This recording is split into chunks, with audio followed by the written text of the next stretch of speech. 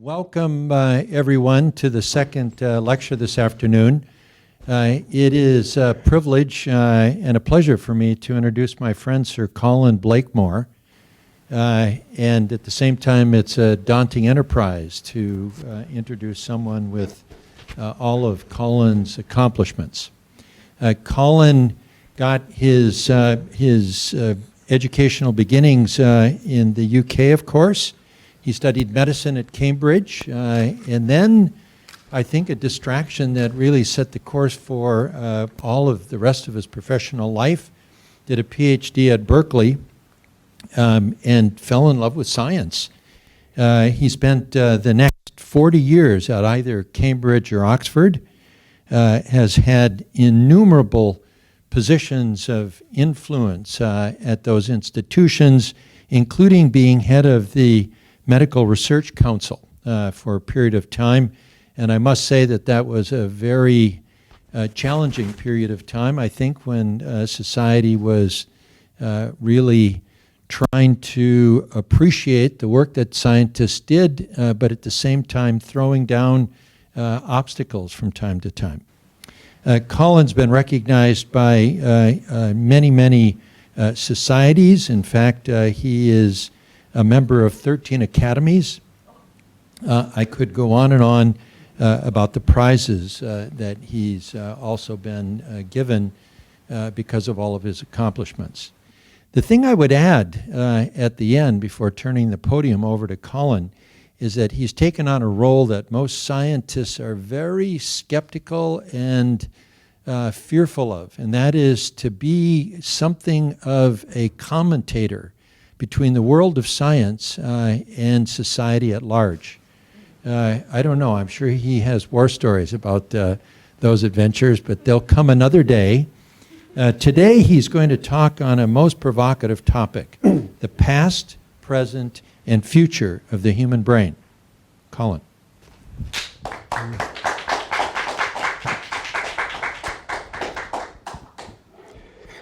Thank you very much, Bruce, for that kind introduction.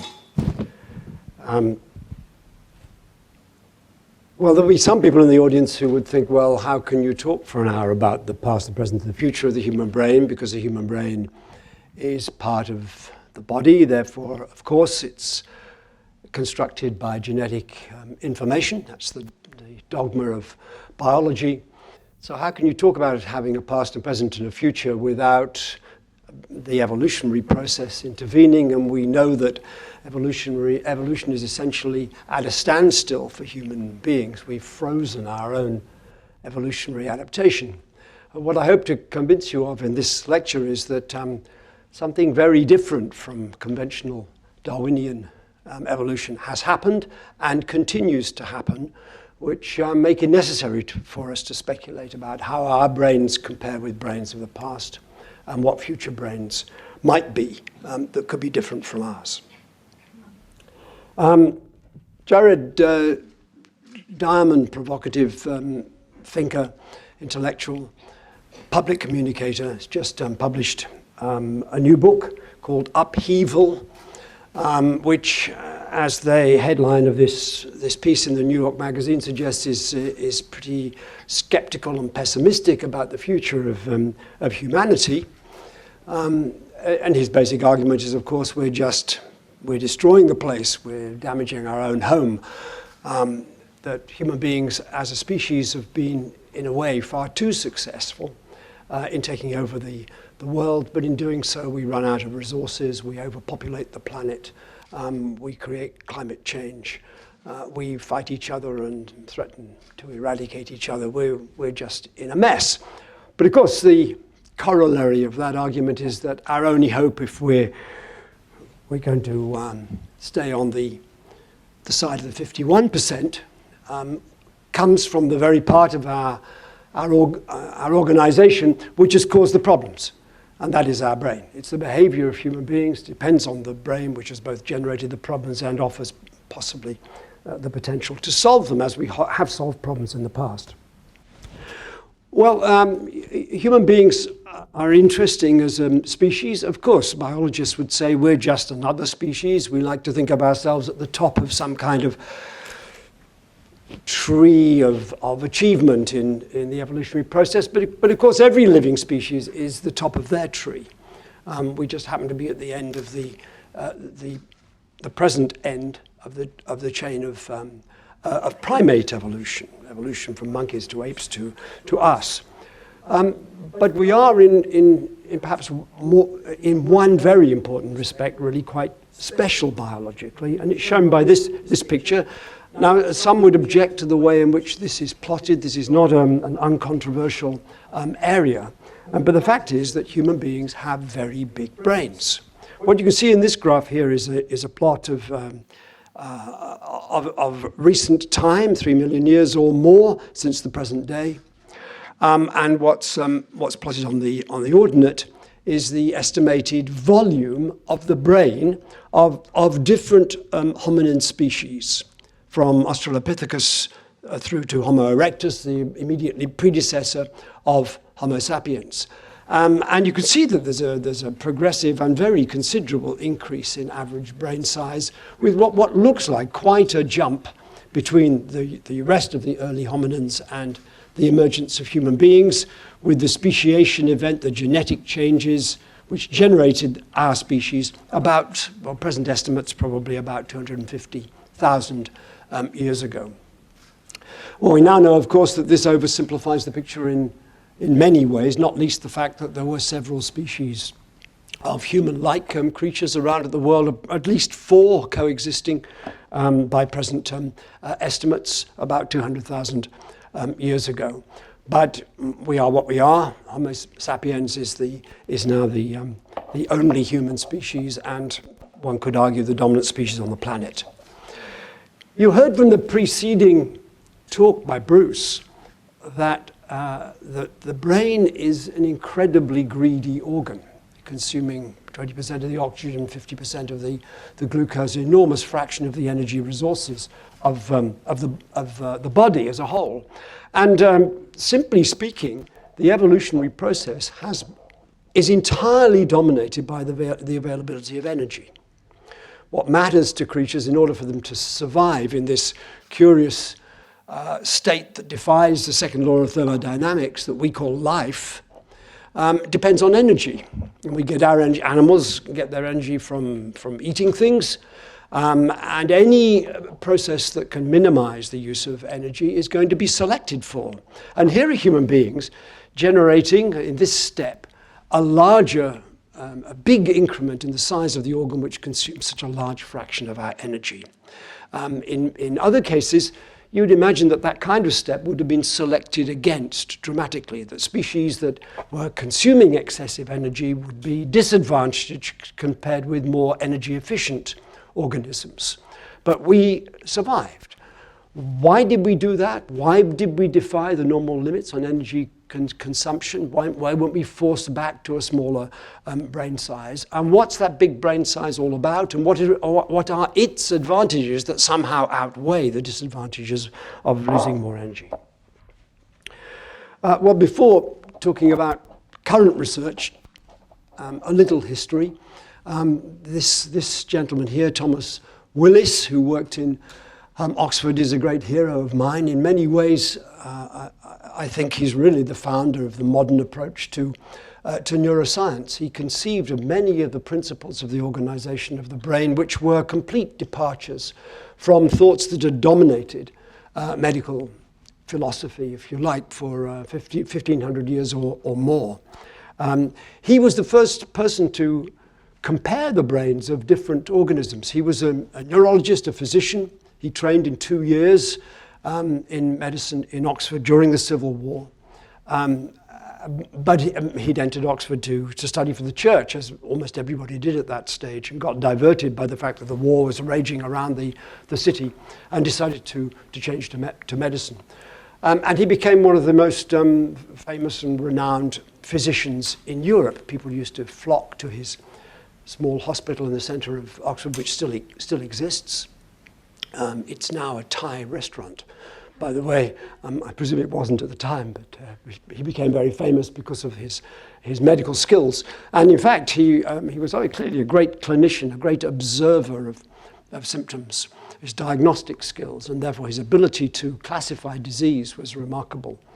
But he was also an observer, a scientist, one of the founders of the Royal Society. You can see on his desk here the skulls, open skulls, which suggested that he was observing brains directly, and he did, not only of human beings, but other species, and he compared them.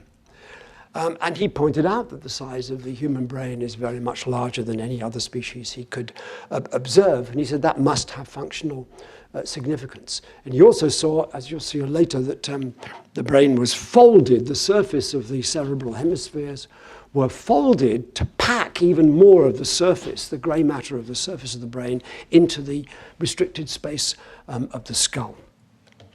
A couple of worthy quotations from his perhaps most important book, The Cerebri Anatomy, 1664, with these fantastic illustrations. This is the first really accurate from life drawing of the human brain. This is undoubtedly a picture of a human brain viewed from below. The spinal cord's been severed, and we're looking at the brain from below. Here are the cerebral hemispheres then from below, the temporal lobe here, frontal lobes here. This wasn't drawn by Willis himself, but by one of his distinguished laboratory assistants of the name of Christopher Wren, the architect of St. Paul's and of the ecclesiastical buildings in London after the Great Fire. Wren was an amazing scientist. He was professor of geometry in Oxford at the time. And he became president of the Royal Society after the Civil War. But he worked with Willis. And here the two quotations I wanted to draw your attention to. The cerebrum, cerebral hemispheres, is the primary seat of the rational soul, what we might call cognition these days. Rational soul, thought, perception, cognition, decision-making, and so on. And the various acts of imagination and memory, the cognitive processes that we perform in our mind, ought to be moved within certain and distinct, limited or bounded places. I think what he's saying is that the brain isn't a homogeneous structure. It's organized into units that are performing different aspects of these acts of imagination, as he puts it. I think we'd say cognition nowadays, and memory. He was the first person very clearly to say that function is localized within the brain. Different parts of the brain are doing different things. And he draws a special attention to the cerebral cortex, because that was quite clearly the part that was enormously larger in humans than in other species. That's undergone selective expansion. Okay, so let's now talk about Darwin, since the theme of this lecture in a way is evolution, even if not necessarily the natural selective process underpinned by genetic change that's based on Darwin's ideas. Of course, Darwin's principle was exactly this. This is a quote from The Origin of Species. In the struggle for survival in the world, the fittest win out at the expense of their rivals because they succeed in adapting themselves. So they are fit because they're better at dealing with a particular environmental problem than those other species that they're competing with. That's the whole principle of Darwinism. And underpinning it is the fact that changes in the units of inheritance, which we now call genes, changes in those things will naturally lead to the emergence of variation in the phenotype, in the characteristic of the organism, which will then be selected on the basis of relative fitness. That's the whole principle. Now, if we apply that to behavior, and therefore to the brain, that leads to another interesting conclusion. And this is a quote from a good friend of mine in Oxford, who's a geneticist and one of the leaders in the study of human evolution. New kinds of behavior precede the physical adaptation that evolves to better exploit that behavior. And again, this is a basic principle of the theory, if you like, of evolution, that genetic changes have to play into opportunities, that the environment has to be offering the chance for a new development to have a selective advantage before that development can sensibly occur. So, applying that principle to the human brain, you immediately have to ask, what was it that having a large brain did? What was the advantage of having a large brain to the earliest human beings that could have led to the selection of human beings and, moreover, to the preservation of that unusual species, energy-hungry brains that they had? And that's going to be a theme. I'm not really going to answer that completely, but that must be the thought which any biologist has when they look at this problem. Okay. So let's think in the simplest terms what was needed for this big brain to evolve. There seem to be 3 steps, I think 3 or 4 steps. And the first is that there had to be an inheritable mechanism for changing the size of the brain, enlarging the brain that could then be inherited and conserved by the evolutionary process. You might think that's tricky. How on earth could you double the size of an organ with a simple mutational change? It turns out to be the easy part of this argument.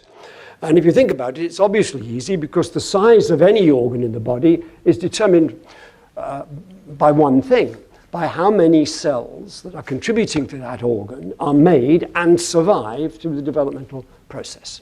That's what determines size. So we have to look back at the stem cells which are making the brain, the nervous system, and just think about what controls how many neurons and glial cells those stem cells produce, what genetic control there might be over that. And it's very obvious that the number that are produced depends on 2 things: how many mitotic cycles the stem cells go through, and how many generations they produce after they start to produce neurons and glia, and how many of those daughter cells survive, how many of them die, because throughout development, cells are dying all the time. So the balance between cells being produced and cells dying are what determines the size of any organ. Well, it turns out to be in a mouse, which of course naturally has a tiny, flat-surfaced brain, very small brain, very little white matter, as Bruce told us earlier. What determines that size and what genetic changes might conceivably make the mouse brain larger? And it turns out that 4 or 5 mutations have now, single gene mutations have been described that reliably and dramatically change the size of a mouse brain. And you're looking at one example here. This is from Chris Walsh's group. And you can see this is a coronal section, a cross section of the brain of a mouse, of a newborn mouse. This mutation is lethal, so the animals don't survive beyond birth. But if you look here, you can see something which, to anyone who knows about the structure of the brain, is extraordinary. That the brain, the grey matter of the brain, is folded in great folds which look a little bit like a human brain, the folding of the surface of the human brain, quite unlike a normal mouse cortex, which is flat. And the reason why is because there is just so much more tissue than in normal, but the head hasn't expanded to accommodate it. And this enormous increase in the total volume of the brain, especially the cerebral cortex, is caused by a mutation in one gene, and it's simply the gene, it's a beta-catenin gene, which regulates the cycling of the stem cells. So the stem cells just go through a few more cycles before they stop dividing. And in principle, every further cycling of all the stem cells should double the number of cells that are being generated overall. So it's a very efficient way of regulating size and increasing size. Well, of course, that immediately leads you to say, well, if it's so easy to make a bigger brain, why haven't lots of other species done it? And the answer is the energy constraint. That there are forces, evolutionary selective forces, fighting against creating this incredibly hungry organ, but humans did it. Okay. What's the next step? Genetic controlled enlargement is the first, but it's no good just making more cells. They have, during the evolutionary process, to fit in somehow within the existing brain, the previous species as it were, and be useful. So they've somehow got to generate circuitry. And you might think that circuitry is an extremely complicated genetic mechanism. Controlling the circuitry within the brain is a much more complicated mechanism than just controlling cell division. Well, what exactly has happened during evolution? How has the new space been created and used? How has this circuitry developed?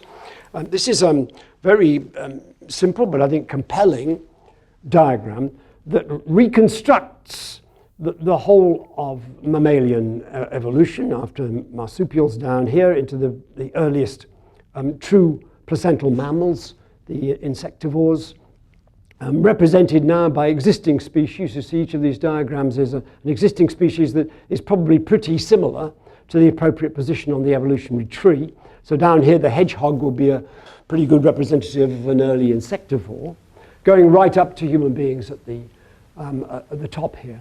And the colours that are shown on this little diagram of the brain represent different sensory regions of the brain. The brain is divided up, and fundamental principle is that the different sense organs are represented in different parts of the cerebral cortex, just as Thomas Willis had predicted. If you like, this is one of the functional ways in which the brain is functionally differentiated. Well, if you look at the hedgehog brain here, you can see that there's a touch region here in the middle, and a hearing region nearby, and at the back, this is the back, that's the front, the back here, a visual region, and there's almost nothing else. So it's just packed with these areas that are receiving information from the sense organs. Well, if you look at the human brain up here, and by the way, this is not to scale, the human brain is relatively hugely larger than the hedgehog brain than is shown here. But it's got the same basic sensory regions distributed in much the same spatial arrangement as a hedgehog, but huge amounts of space in between, and that's what's been added during evolution. So space between the sensory areas. And you can see that during this gradual progression through other species. Well, how is that extra space used? And one of the most surprising discoveries of the last 30, 40 years is that most of it's used for further re-representation of sensory information, which seems a bit surprising. I mean, to the people who think about information theory, if everything comes into one region in the brain, then simply duplicating areas that are receiving that information can't be adding new information, you might think, because all the initial information has gone to one particular place. Because the eyes, for instance, the eyes send virtually all of their information only to this first visual area, V1, which is the same as in the hedgehog brain. And these additional ones that have been added, these are diagrams of a monkey brain, and all of these colored regions are different areas that respond to visual stimuli. And they're distributed here on the side view of the brain. These are the early ones. You can see early areas here with the folds unfolded to show some of them. And they spread further forwards down into the temporal cortex, the infratemporal cortex down here, and also up into the parietal cortex. Maybe 25, 30 of them in monkeys, probably 35 or more in human beings. Well, if everything comes into the first area, V1, and then V1 sends its information to these other areas, then in purely mathematical terms, nothing can be added. But it is added because the information which is present in the first visual area is distributed across hundreds of thousands of millions of neurons, only locally connected to each other. So they don't know what's going on in other parts of the visual cortex. And some of the crucial information is relational. It's temporal and spatial patterns of activity between neurons in the visual area, invisible to the individual cells in that area, which is carrying information. For instance, if an object moves across the visual field, then activity passes from one region of V1 to another, from neuron to neuron to neuron, but no one except, spiritual homunculus looking down on it would know. Well, what could know is some of these other visual areas, if they are receiving information from a wider area of V1 and somehow are able to interpret it. So they can gain information which is not explicit at the level of V1. And that's exactly what they seem to be doing. So different, if I can go back, if these different areas here, some of them are undoubtedly specialized for analyzing particular aspects of the incoming visual information. And I'm going to draw your attention to this region here called MT, the middle temporal area, sometimes called the fifth visual area. Doesn't exist in a hedgehog. It receives direct projections from the first visual area, as well as some indirect ones. And as you'll see in a moment, it seems to be specifically concerned with the analysis of movement. So, the work that established that principle was done in animals, was done in monkeys, where MT was initially discovered. And in the search for homologous structures in the human brain, the modern techniques of neuroimaging were absolutely crucial and showed very clearly there's an equivalent structure in roughly the same anatomical location is concerned with motion perception, motion detection in humans. So that was a picture of of a magnetic resonance imaging scanner. And one of the things that you can do with that kind of scanner is indirectly to measure the activity going on in the nervous system, the activity of nerve cell bodies, because as they're active and produce impulses, as Bruce told us, they consume energy. And as they consume energy, the circulation of blood is increased around them, so there are local changes in blood flow, which pretty accurately, if rather crudely, spatially rather crudely, and temporally rather crudely, reflect the underlying pattern of nerve activity. So you can measure blood flow locally as a kind of surrogate for measuring nerve cell activity in the human brain. So if you put someone in a scanner, and you put a TV screen in front of them when they're lying in the scanner with a static pattern, visual pattern like that, which they just look at, and you ask which part of the brain becomes active when the person is looking at that as opposed to looking at no pattern, then it's very clear. This is a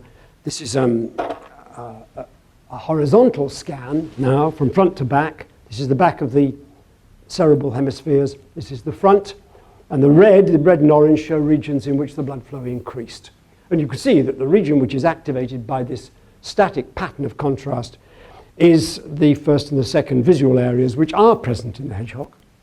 They're activated directly, even by static patterns in the visual field. Now, same person, you now show them this pattern. It's the same as that, but it's moving from side to side. And if you now say, well, is any other part of the brain now active, which isn't activated just by static patterns, you can look at the difference in blood flow for this pattern compared with this one, subtract this from that, and what you see is this. So now we've got rid of the V1, V2 because we've subtracted one from the other. And what we're left with is this area here, these are on each side, which is specifically activated by the movement. And that is this area V5 or MT, equivalent to the same area in the monkey. So we now begin to see that the addition of these areas, which has happened during evolution, must have been conferring a different progressive increase in computational capacity to interpret the incoming information with this kind of specialization to do particular jobs. And the story goes on. There's a wealth of studies in this, by the way, is a nice rendered view of the surface of a human brain, right hemisphere, left hemisphere, showing again the location of this area MT just above the ears here. Really very distinctly separate from the primary visual cortex back here. And there are now thousands and thousands of publications following this general theme of trying to use functional magnetic resonance imaging to find out the presence of different processing modules within the human cortex for different sensory modalities. But continuing with the visual theme, if, for instance, this is some work done in my lab, if you show people photographs of human faces, 10 seconds each at random, interleaved randomly with pictures of objects, of manufactured objects, and you simply ask at the end of this pictures which parts of the brain were reliably more strongly activated by the faces and which parts of the brain by the objects, then you can produce nice pictures like this. This is a horizontal section through the brain, lower down than we've been seeing so far, and this part here is actually underneath the temporal lobes. It's the lowest, the grey matter underneath the temporal lobes, the inferotemporal cortex, here are the eyes here. And you can see in this region, this orange blob is the region that was more reliably activated by the image of human faces, and as it happens, the blue one very nearby by the objects. There are other regions in different planes of section also activated by objects, but this is really quite distinctive and confirmed by many other studies. It's a region lying, and you see in this particular sample, it was much more evident on the right side of the brain than on the left. This is a region in the fusiform gyrus, the temporal lobe, which seems to be specifically devoted to the analysis of faces. It's called the fusiform face area, and you can see where it is in this image. Here we are looking underneath the temporal lobes. You see with the rest of the brain stem removed for the sake of clarity. And you can see this blob. It's actually present on both sides of the brain, but it's usually more pronounced on the right side of the brain. That's the fusiform face area. Damage, by the way, to that region, stroke, for instance, it can be selectively affected in stroke without affecting the primary visual areas. It produces an extraordinary condition called prosopagnosia, in which the patient has normal visual acuity, normal contrast sensitivity, normal color discrimination. They can recognize objects and so on, but they have huge difficulty in recognizing faces, sometimes even the faces of their own family. So that's pretty good evidence that that area is crucially involved in analyzing and generating the perception of faces. Well, you remember that I showed you an earlier image in which there seemed to be a region that responded to objects. Well, a number of committed and dedicated regions of that sort has been identified. Here we are looking at the undersurface of the temporal lobe down here. And actually, the fusiform face area is now recognized has two components. There they are.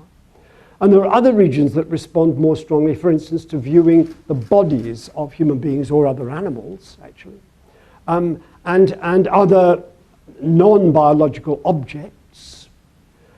And interestingly, there's this one, reliably identified, a distinct region here that responds to views of houses.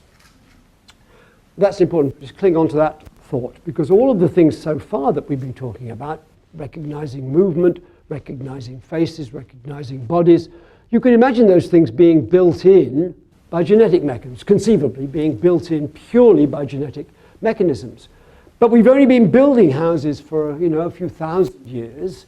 How could there be a dedicated region for recognizing something that's new in the world that human beings 250,000 years ago didn't know about? Mädchen. How about numbers? Sorry? Numbers. Oh, I'm coming to it. Don't worry. Okay, so just clinging on to that idea, the most important message so far is that the brain is modular and that it's got distinct regions for doing particular sensory jobs. Okay.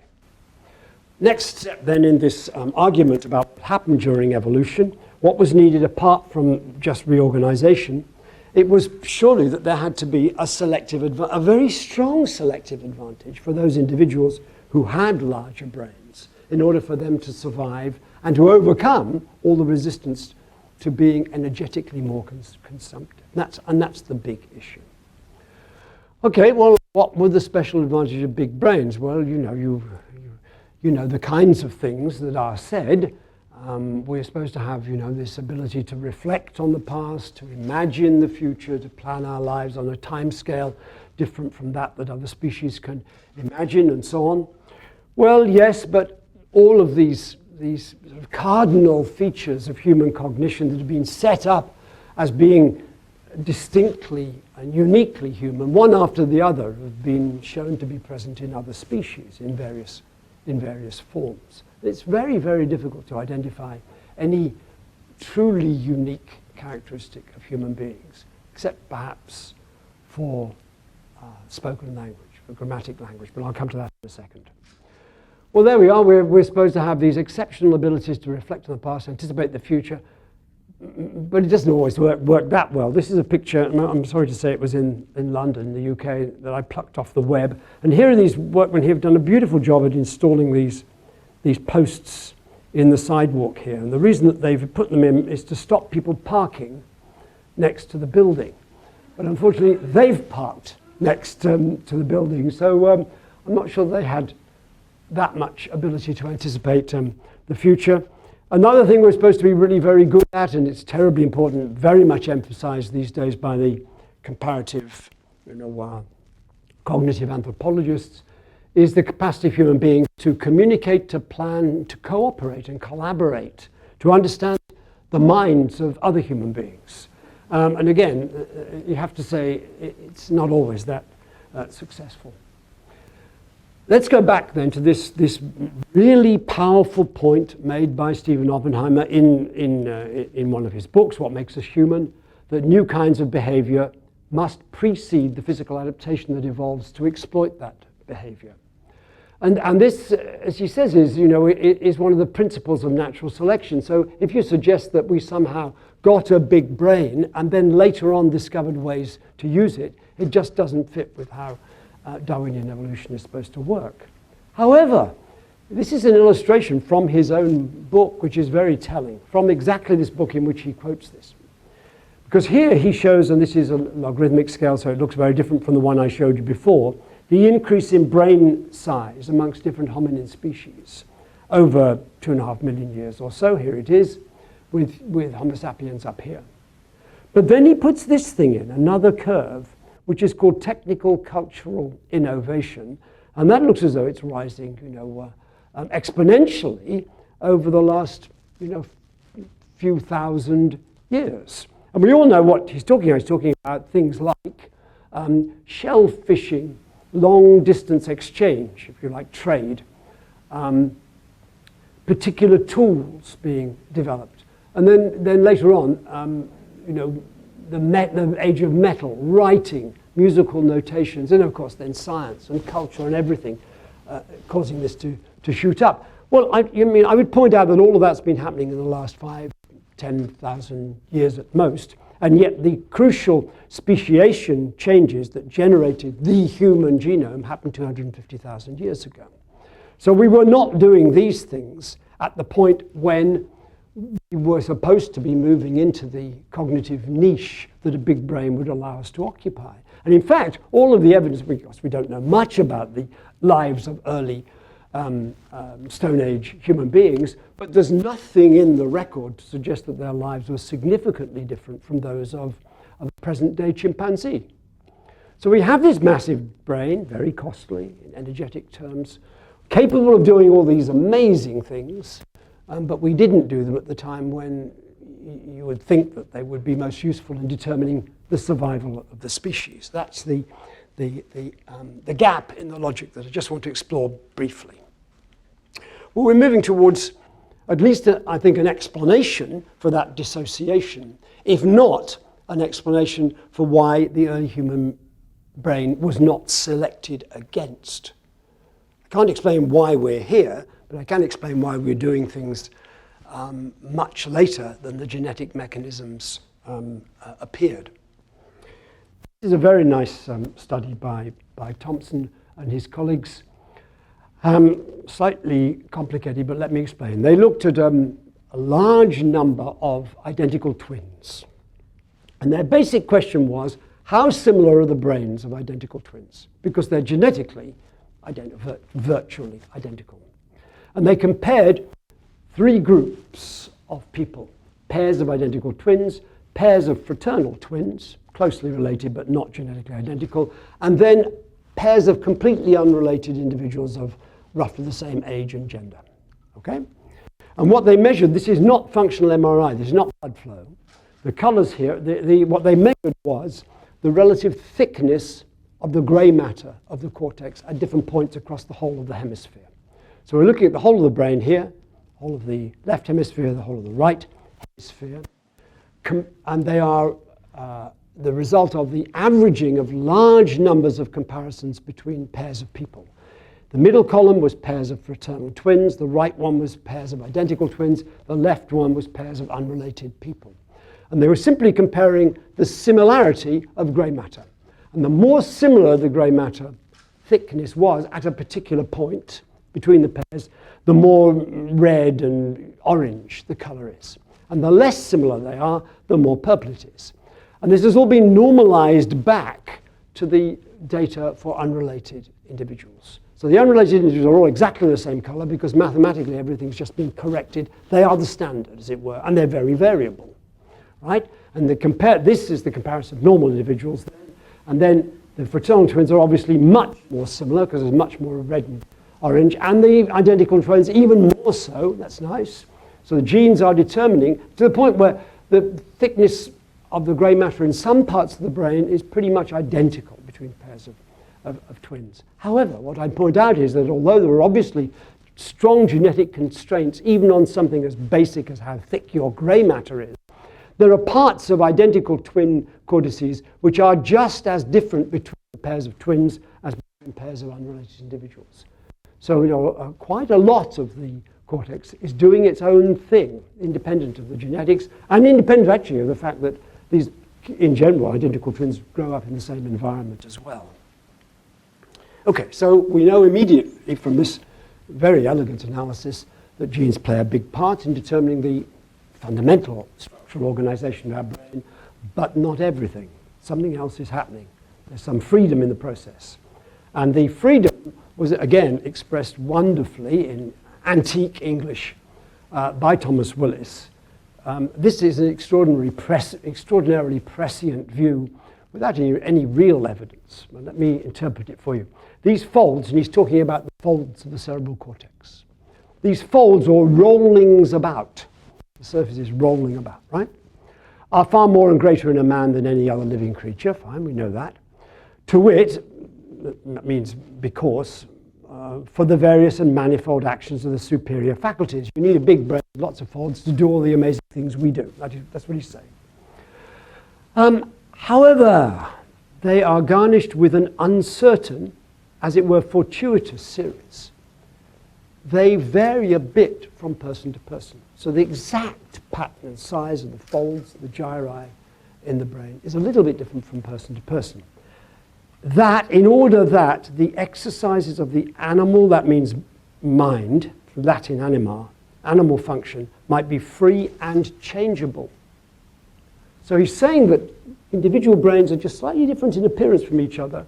That must mean that the brain is capable of organizing itself, growing and changing, depending on how the different faculties are used, how these different sensorial, imaginative faculties are used. Plasticity. And plasticity has become a fundamental part of our understanding about how the brain works in the time since I was studying in Cambridge in the 1960s. I'm sure Bruce too, the transition maybe 2 or 3 years later was really just happening then.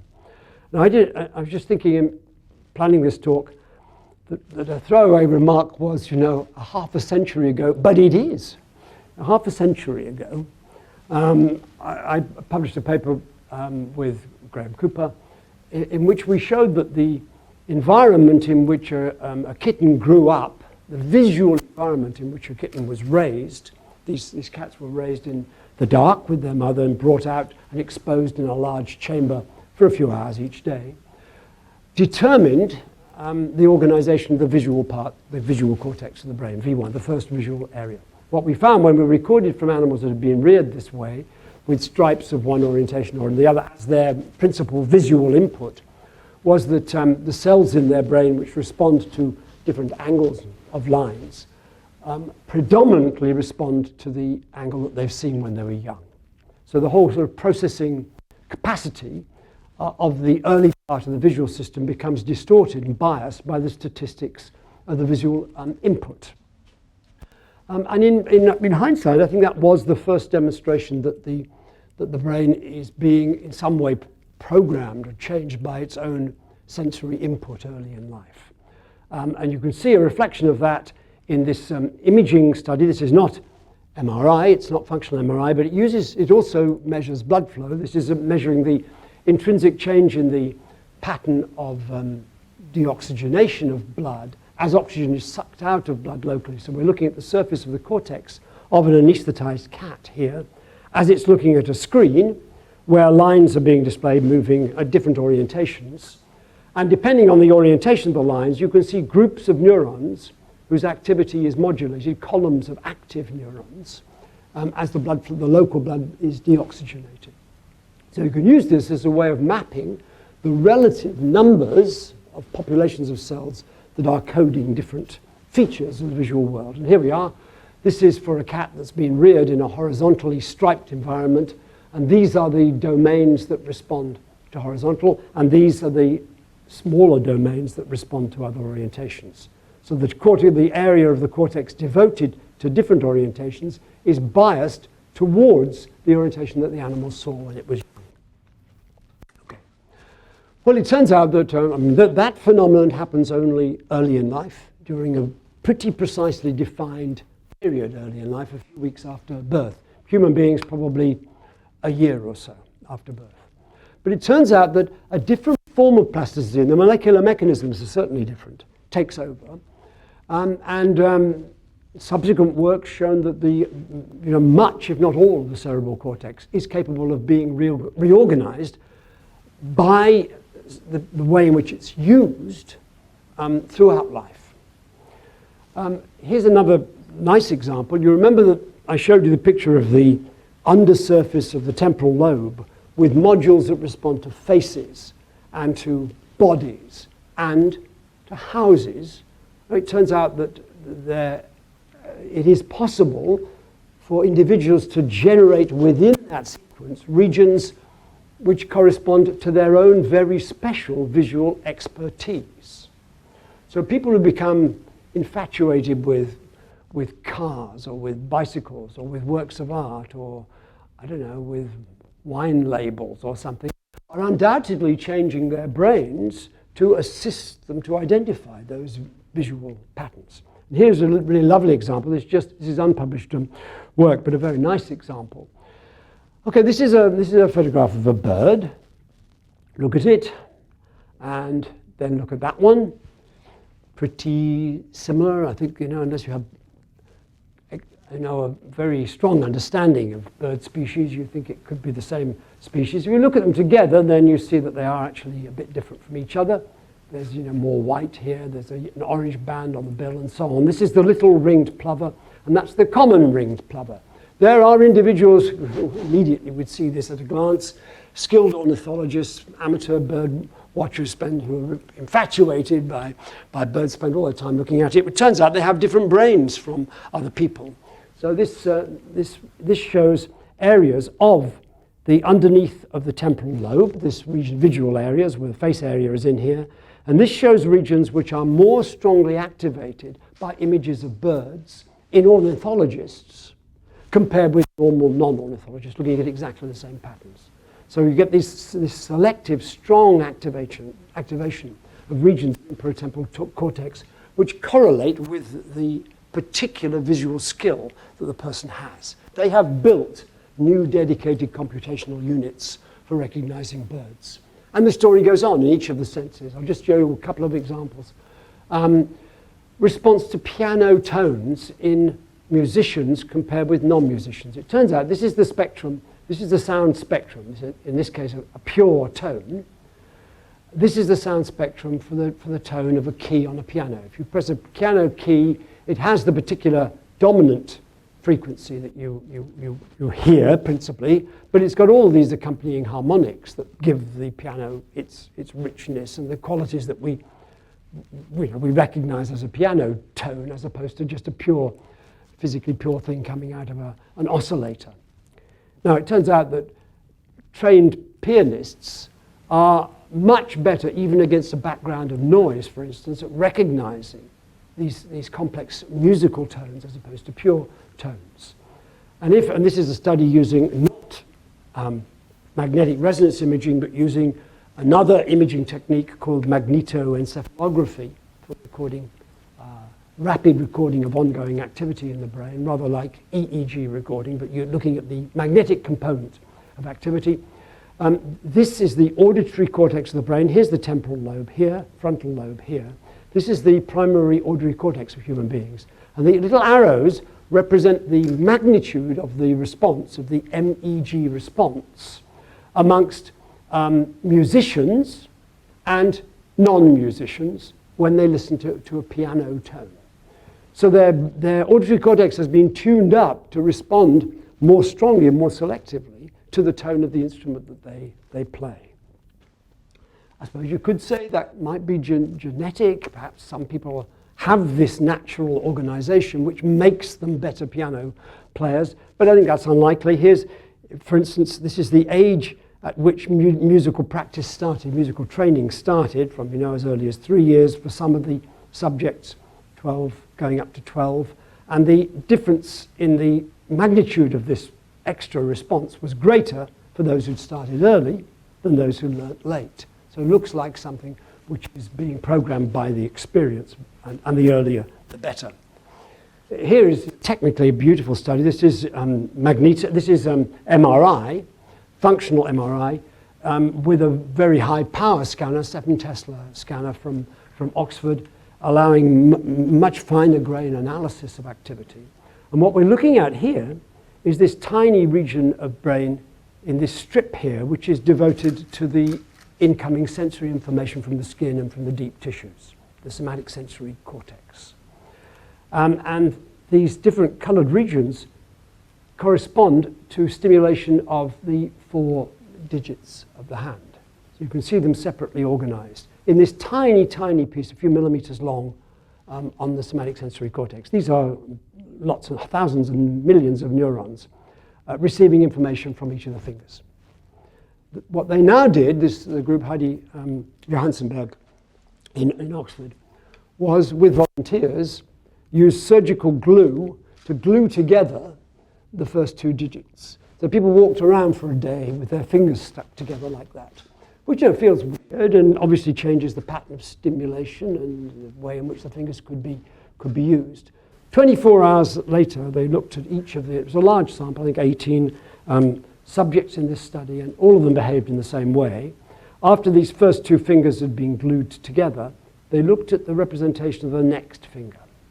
The green area is the area, like this, that was occupied before the gluing together, and this is the representation after 24 hours of having your finger glued together. This free finger had moved its representation in the brain, shifted across to neurons that didn't previously respond to it, towards the pinky, the little finger, and moving away from the representation of the 2 glued fingers. So within 24 hours, these maps can change, and that means shifting connections from the neurons aren't moving, the neurons are sitting there in the cortex waiting for what's coming in. Something is changing the distribution of activity. Quite remarkable how quickly these changes can occur. One of the earliest observations was again on musicians in this same region, the somatic sensory cortex, and again using magnetoencephalography, measuring the size of the response, and using that to map out areas. And what this shows here is the size of the dipole being generated by stimulation of the fingers of the left hand in violin players. And it turns out that region which is occupied by activity from the left hand in violin players is much larger, it's on the right side of the brain, than the corresponding area on the other side of the same person's brain. And the reason, of course, is that they're bowing with their right hand, and they're fingering, that's the technically complex business, with their left hand. And it's the left hand region which expands. And again, the amount of expansion, this is the relative size of that dipole representing the hand area. The relative size is much greater if you've started musical practice when you're very young compared with later. And this is the level for the controls here. So again, suggesting that this has been produced by early experience. And it's not just individual sensory areas which are being programmed by the input, it's the connectivity. And this is really important. It's building the network. I said that one of the big questions is just adding extra cells during evolution doesn't achieve anything unless networks of connections that do something computationally are also built. Well, they can build themselves. And this is a nice example. Again, musical training builds a network between auditory and motor systems. Here is excessive activity. This is an fMRI study in the auditory cortex in a group of trained musicians compared with non-musicians. We've already seen that the auditory cortex is more responsive. But then they studied the degree of connectivity between that area and other areas of the brain and found a selective enhancement in the connectivity between the auditory cortex and the pre-motor cortex, the area that plans hand movement. So the auditory cortex is being programmed by the input. It then connects to the motor cortex to tell you what to do. And all of that is being built by plasticity, by individual experience. All right, final reflection. Language, this defining unique characteristic of human beings.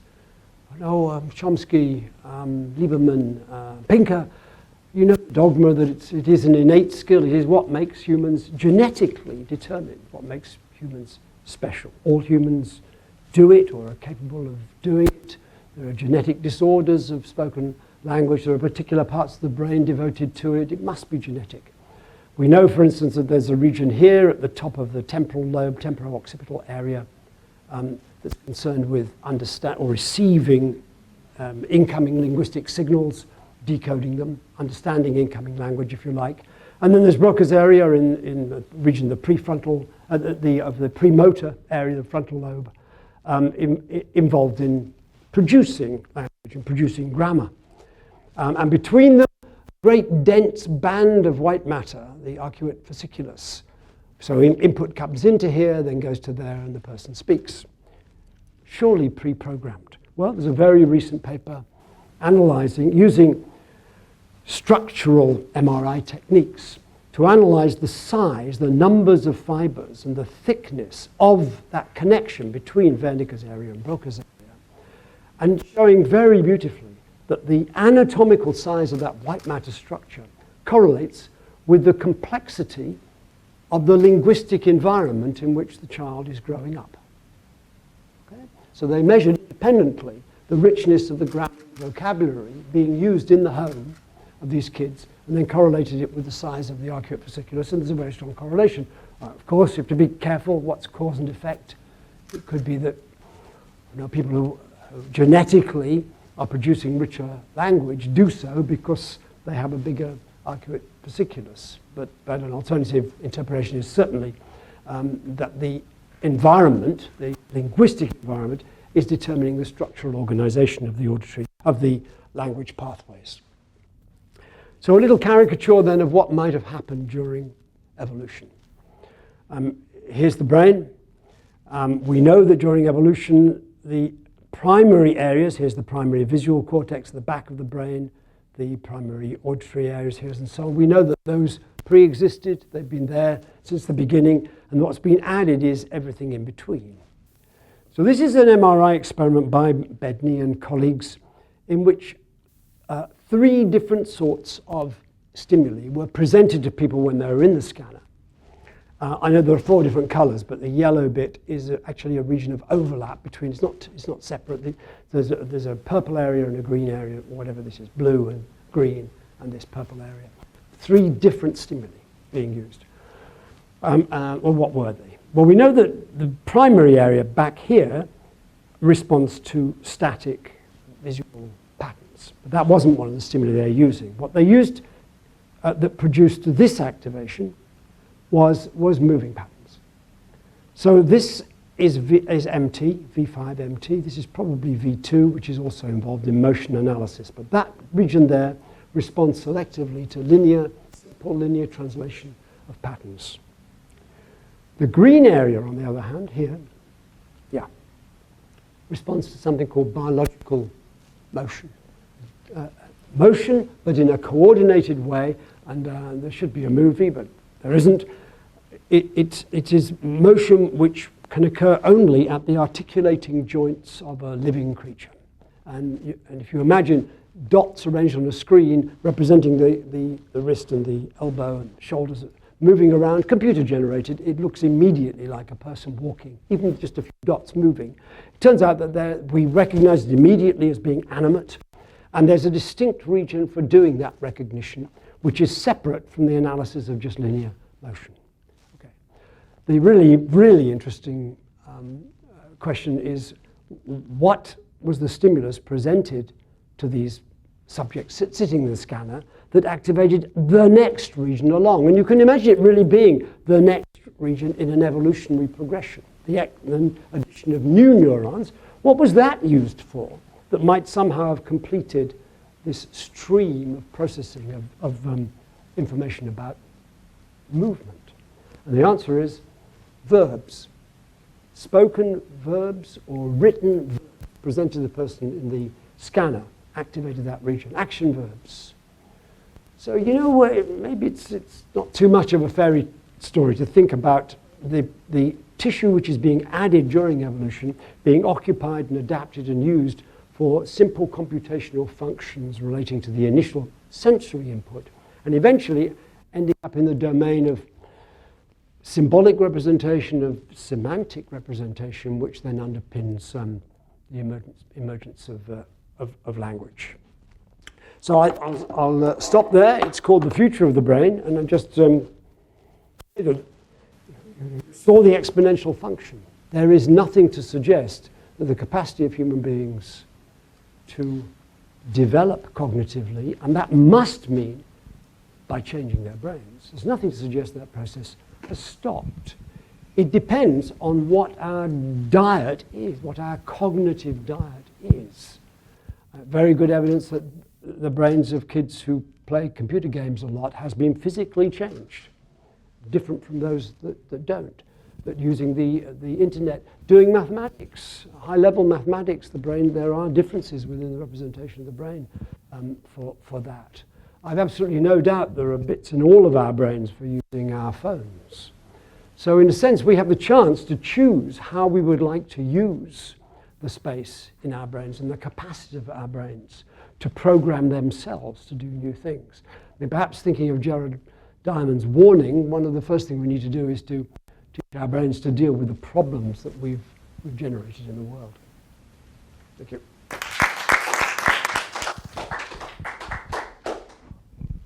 All right. So, please. Yeah, just to this picture, did they also test nouns? In order to argue that verbs is the next stage, we will also have to prove that nouns will get closer to the visual contrast. Yeah, yes, they do. And the nice point is that, in fact, it's a bit controversial, but noun representation is much more associated with the ventral stream, which is what you'd expect, because nouns are about things, objects, which is just what the ventral visual stream is analyzing. This is a dorsal visual stream, which has to do with movement and orientation and attention in space, and that somehow becomes associated with verbs. And I'm also interested in action verbs. What are some of the prototypical examples? Oh, like, hit, run, pull, grab. I mean, very graphic. So bodily motions. Exactly. Actually, I just want to follow up because mostly about recognizing somebody moving towards you. Yeah. Then, as an animal, we will, decide whether we want to fight or flight. And action verbs, is there another area further on that will decide whether we want to do this or we want to do that? The choice amongst them. Can't answer that question, but of course that has to be represented somehow in the system. I mean, the nice thing is, as Thomas Willis says, the brain is localized in its functions. If it were not, then the whole of the modern approach to neuroscience, which is to look for where things are happening, would be a disaster. It would be bound to fail. But one thing we can be sure of is that we must be missing functional specializations if they are not localized in a distinct way within the brain, because they can't be easily detected, at least with these sorts of imaging techniques we can use in human beings. In animals, you can record from individual cells, and indeed, you find in some areas, even neighboring cells are doing very different tasks, really. But that would be invisible with the sorts of imaging methods that we have for humans. Actually, I was going to go into that because, if they lie there with the functional MRI and it is an imaginary world. So it's as if that, I am watching a horror movie, the vampires are coming after me. And I knew that it is not genuine, but I do feel frightened. But in the real world, would that be different? Yeah. I mean, I know that there's still not, the kind of functional MRI that you can do when we are in the real world experiencing, like imminent danger. Yeah. But I mean, would that be, actually what we are seeing from the data are what we perceive as the imaginary world, and then in real life we will actually have different wiring. Yeah. Well, I mean, you're asking questions about the interpretation, the different levels of interpretation of a visual stimulus, something that may be completely neutral. A picture of a spider, let's say, to most of us would be entirely neutral. If you're an arachnophobe, it would be absolutely terrifying. It's the same visual stimulus, and I suspect that the activity in the visual system would be the same between an arachnophobe and a non-arachnophobe up to a certain level. And then, all the emotional connotation, the feedback from areas determining that would start to influence the responses in ways that lead to the engagement of different circuits and different responses. Yeah, please. So all the examples that you gave have to do with the relationship between external stimulus and the evolution of the structure of the brain. But if you look at, say, mathematics, which is abstract from beginning to end, how is that different from the ones which are responsive to external stimulus? Well, first, just to, question a little bit the logic of that. I mean, how did you start to learn mathematics? I'm quite sure you learned in way beyond my capacities, but you learned in the same way that I did by relating numbers to things. There's an object there, an object there, and an object there. If you take two of them away, how many are left, and so on. So maybe that the rules are laid down in terms of the sensory input and real experience. And then the capacity to abstract that, once you've got the principles of things like, mathematical operations from the real world, to take that into a different domain. Right, but numbers and abstract mathematics are almost completely unrelated. It's more about, it's not about numbers, it's not about operations like arithmetic, it's not like the kinds of things we study when we're 6 years old or 7 years old. I mean, it's it doesn't. So all the people who are very good at adding large columns of numbers, there's no correlation with the ability to do mathematics. Yeah. No. So therefore, so I would say they may not be. That may not be a related issue. What you're doing in second grade and what you're doing, in mathematics. Sure. And I would also add that if you also look at the evolution, if you look at mathematicians as a whole, rarely are there big successes beyond like 30 years of age. They're always done by very, very young people. Yeah. And so that also implies that there's something else going on that's different than many other subjects. Although, you did show this nice curve of what happens when you're 2 years old versus older than that. But math seems to be on a fairly different trajectory than most other things. So how do you understand the difference between that completely abstract versus the perceptual side of things? Well, I mean, the fact is that there isn't, there's pretty good evidence for representation of number, just literally number, in the brains, and not just in human brains. Birds can manipulate up to about 10, and monkeys do maybe up to 20 or so, but very simple mathematical operations.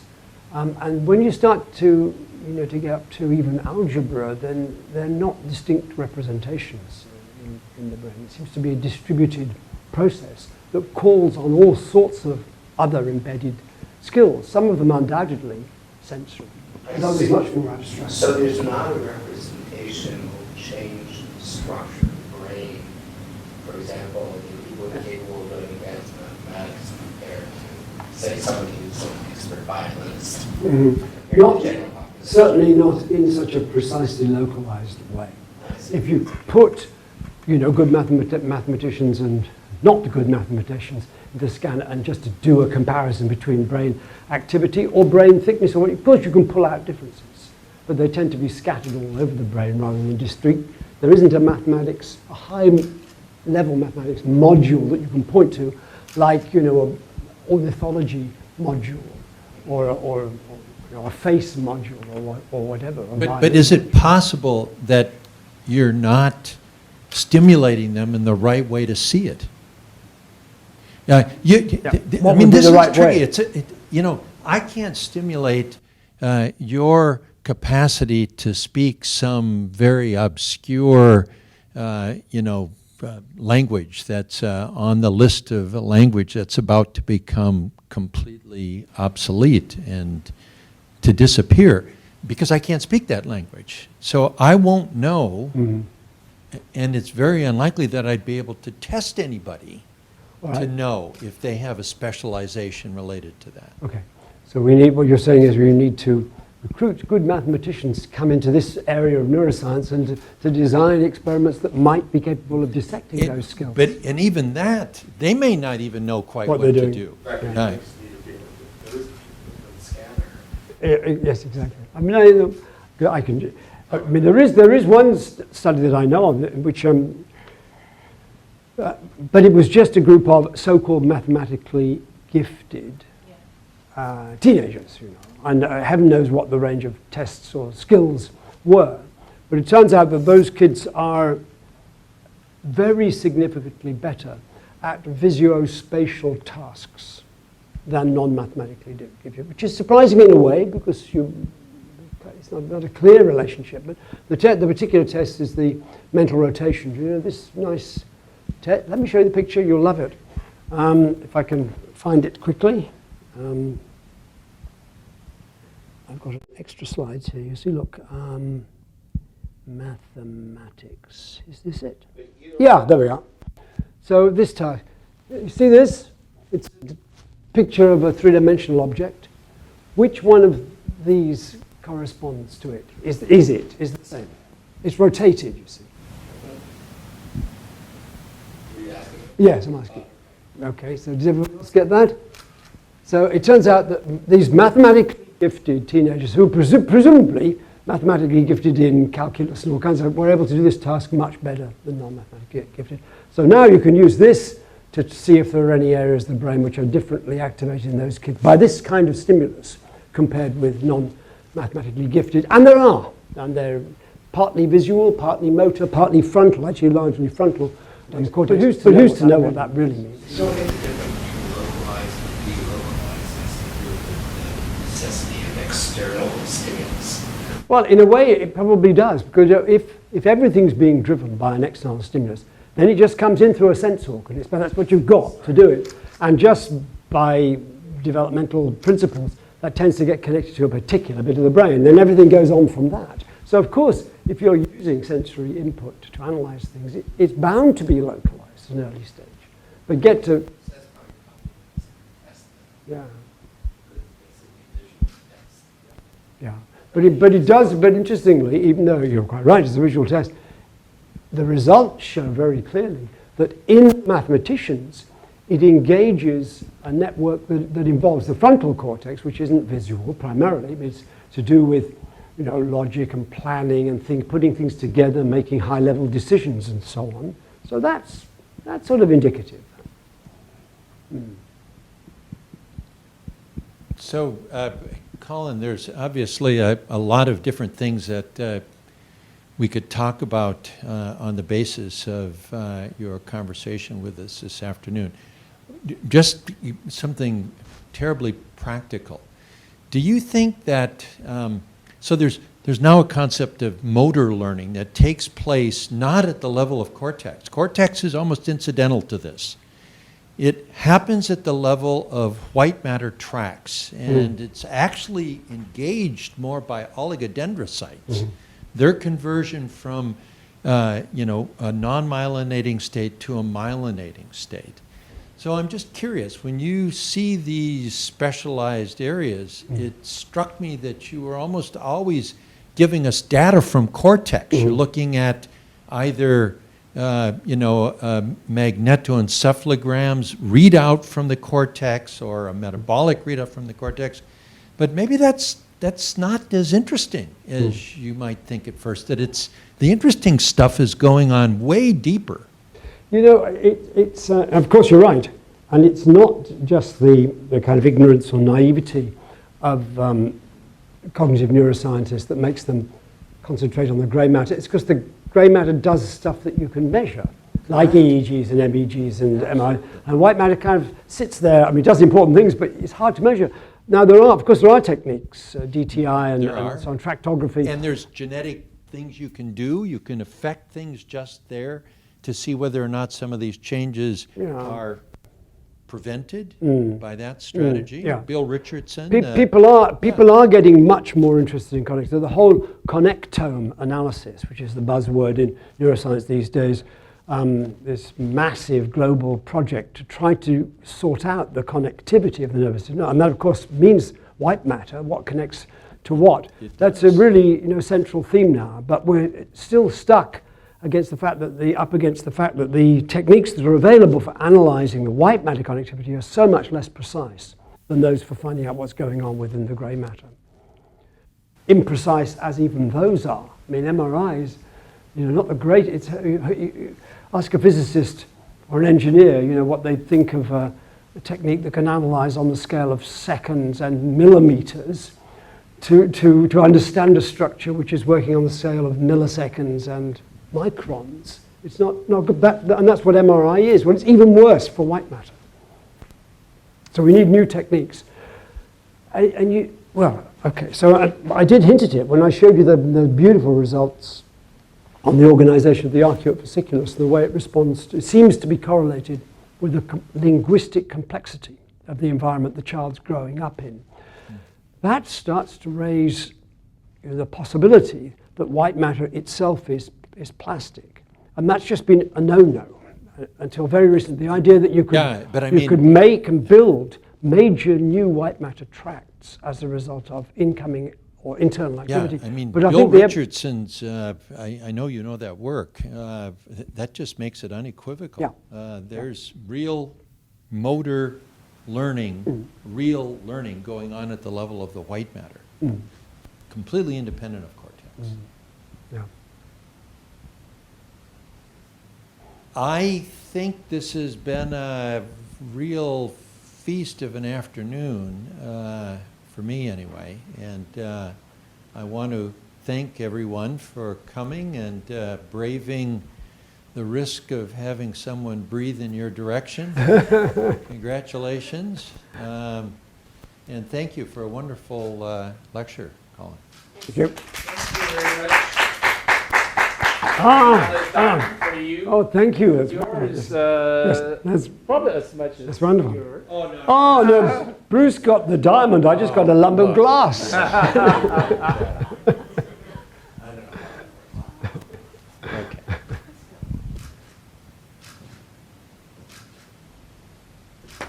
Okay, thank you. Thank you. Thank you very much.